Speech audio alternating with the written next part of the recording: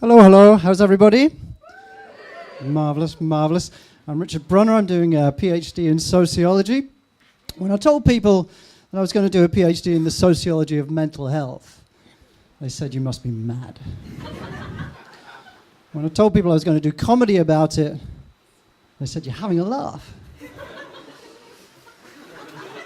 When I told them I was going to do it at the Stand, they said they couldn't stand. They couldn't stand any more of this material. It's pathetic. Just talk about your PhD or something. That'll be funnier. So I took their advice, and I'll tell you a secret. There's 3 steps to take to get a PhD in sociology. First, get yourself a supervisor. Second, go to conferences. And third, talk to people. It's really difficult, right? So first of all, get yourself a supervisor. This is the intellectual equivalent of hooking up with someone on Match.com. I'm told. So, you look for somebody who's compatible with you, right? So, but what do you do? What's the first thing you try? Well, obviously you aim high, right? You aim high. Huh? So, I see myself as a 3 out of 10 student, but I thought, I'll attempt a 10 out of 10 supervisor. So that's what I did. And frankly, it was like John McCririck making a play for Penelope Cruz, right? The difference being that if you're John McCririck walking around the West End with Penelope Cruz, your friends are impressed. Not that John McCririck has any friends. Or at least not young ones. But when it comes to the status of your supervisor for your PhD, no one gives a monkeys. So the second thing to do to get your PhD in sociology is go to conferences. Ideally, you go on your own, flying to distant places, mopping up all the freebies that you can as you go. Right? Lovely. Worst scenario, your supervisor likes the sound of the conference too, and decides to tag along. This ruins everything. The last time this happened to me, I was in for an 8-hour flight, because they always want to go to the equatorial conferences, you know what I'm saying? Yeah.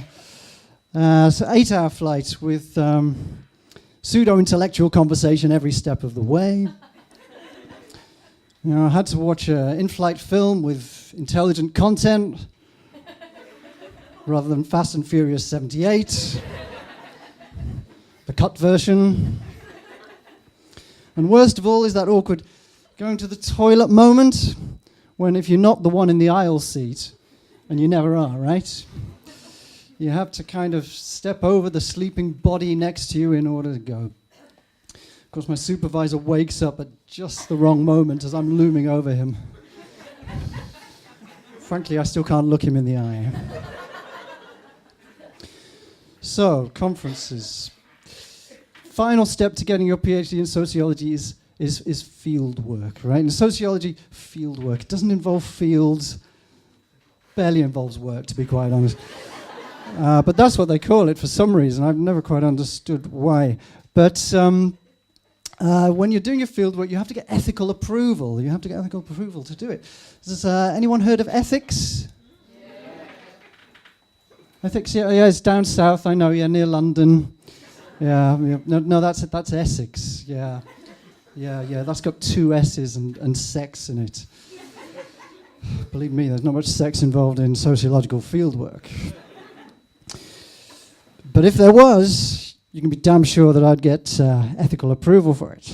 Oh yeah, with a well-crafted consent form signed off by the University Ethics Committee. If only Julian Assange had taken advice from a University Ethics Committee before undertaking all his WikiLeaks-related activities, the cause of freedom of information could be so different. And in the Ecuadorian embassy, it would have been a lot less of a tense place for women to work over the past few months. Bit of a tense laugh there. Huh? So, and if you're trying to interview people who've been in psychiatric hospital, as I'm doing, well, getting ethical approval is an extra challenge. You know, like Joseph K. in Kafka's The Trial faces a challenge.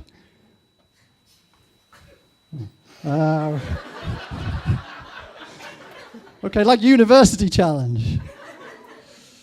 Okay, about half the audience have watched University Challenge. No one's read The Trial. Okay, so they ask you these questions. So Richard, you're going to be talking to people alone, in their homes, and they live on a council estate, and they've been in psychiatric hospital, and they're a fan of Justin Bieber. Are you insane? And of course, this starts to play upon my own paranoias, right? Oh, maybe I should take more care here. Maybe I should take someone with me. Do I like Justin Bieber? And of course, your interviewee, well, they've got their anxieties too.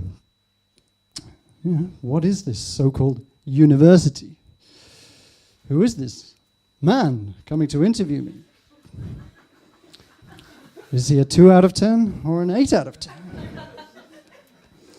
And so what should be an ordinary conversation between two citizens ends up as a staring competition between Robert Black and Bible John. Okay. An unexpectedly high number of fans of obscure Scottish serial killers in tonight. So this farce is only assuaged by the best part of the sociological research process by a mile.